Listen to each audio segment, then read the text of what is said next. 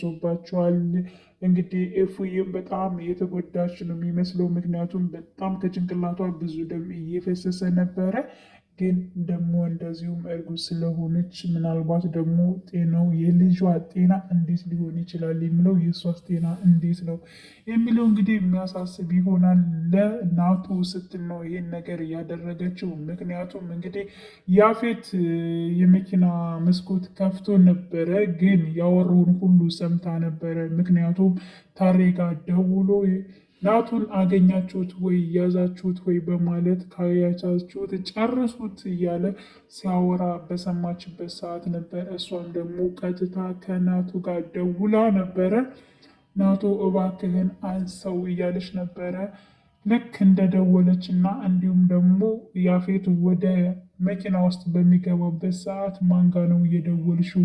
እኔ እኮ ስልኩን ጠልፌዋለሁኝ በማለት ከዚህ በኋላ ግን ስለሱ ምንም የምታስቢው ነገር አይኖርም፣ ምክንያቱም ዛሬ ማታ ይጨረሳል እያለ ስለ ናቱ ሲያወራት ነበር ያፌት። ይሄንማ አታደርገውም እገልሃለሁ እያለች እንግዲህ መኪና እየነዳ ባለበት ነበር እሷ እንትን ስትለው የነበረችው። በዚህ ሰዓት ነበር እንግዲህ የመኪና አደጋ የደረሰባቸው።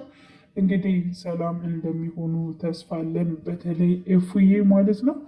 እንግዲህ ያው የዳይራ እናት እንዴት አድርጋ ናቱን እንደሸወደችው ወይንም ደግሞ እናቱ ከያፌት እጅ እንዲያመልጥ እንደረዳችው እንግዲህ ሁላችንም አይተናል። እኔ በጣም አድንቂያታለሁ። ምክንያቱም ያው ናቱ የለበሰው ልብስ ሌላ ሰው በማልበስ እንዲሁም ናቱ ከዛ ቦታ ረቅ እንዲል እንግዲህ አድርገዋለች። ናቱ አሁን ላይ እጅግ በጣም እሱም ተጨናንቋል። ምክንያቱም ያው ኤፍራታ ደውላ ስለነበረ ደጋግማ በጣም ደውላ ነበረ የእሱን ደህንነት ለማወቅ ያፌት የሚለውን ስለሰማች፣ እንደገና ደግሞ እሱ መልሶ ደውሎላት ነበር። የኔ ጨረቃ እባክሽን አንሺው ስልኩን በማለት እንግዲህ በጣም ብዙ ነገር እንትን እያለ እሱም ደውሎላት ነበር። እሷ ግን እንግዲህ ካደገው ስለደረሰባት ያው ስልክም አላነሳችም። እንግዲህ የመኪና አደጋ እንደደረሰባቸው የሚያውቁ ቤዛ እንዲሁም ደግሞ ቢኒ ነበር በመጀመሪያ እያወቀው። መጀመሪያ ሲያቅ ግን የደወለው ከጽ ጋር ነበር። ለማንም እንዳትናገሪ በማለት ነበረ።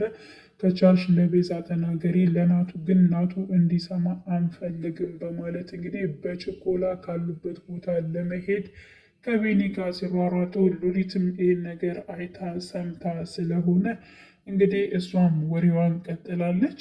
ያው ለቤዛ ግን ደውላላት ነበረ። ምክንያቱም ኤፍራታ የመኪና አደጋ ደርሶባታል እባክሽን ነይ በማለት እንግዲህ ስፖርት ልትሰራ በሄደችበት ታይም ነበረ እየደወለችላት። እሷም እንግዲህ ተከትላ አብራን ለመሄድ እንትን ብላለች። ያው ቤዛ በጣም እንትን ያላት ነገር አለ። ይብን ከዳውድ ጋር አሁን ላይ ተጣልታለች።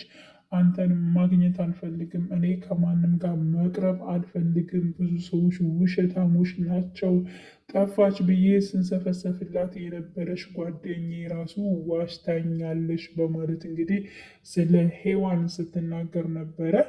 ያው እንግዲህ ሔዋን ያው ፖሊስ ነበረች፣ እንዲሁም ደግሞ ፖሊስ እንደሆነች ቤዛ አታውቅም ነበረ።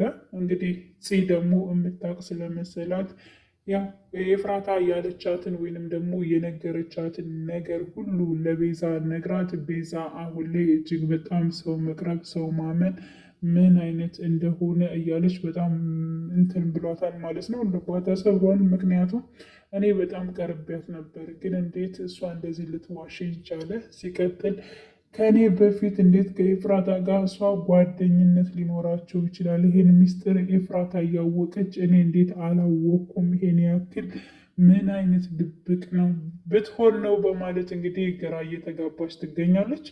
እንዲሁም ዳውንድንም ከዛሬ በኋላ ከአንተ ጋር መገናኘትም ሆነ አብሮ ማሳለፍ የሚባል ነገር አልፈልግም። ከኋላ ምን እንዳለ አንተንስ በምን አውቃለሁኝ? እኔ ብቸኝነቴ ነው የሚሻለኝ፣ ማንንም አልፈልግም በማለት እንግዲህ ወስናለች። በነገራችን ላይ እኔ የዳውንድ አባት እንዲሁም ደግሞ የቤዛ አባት ያው አንድ ናቸው፣ አንድ ነው ብዬ ነው የማስበው ማለት ነው።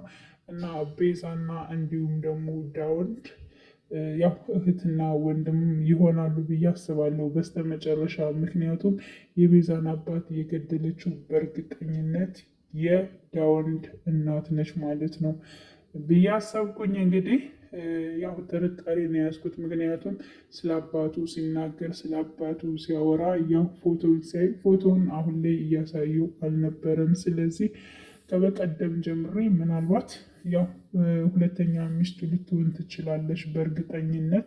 እንዲሁም ድርጅት ምን ስላለ ያን ነገር ሁሉ እንትን ለማለት ያደረገችው ነገር ሊሆን ይችላል የሚል ሀሳብ ነው ያለኝ። እንግዲህ የዳውንድ እናት ማለት ነው። እና ውድ የቻናሌ ቤተሰቦቼ በያላችሁበት ሰላማችሁ ይብዛልኝ። መልካም ጊዜ ተመኘውላችሁ። እንግዲህ ቀጣዩን ፓርት ሁላችንም በጉጉት የምንጠብቀው ይሆናል።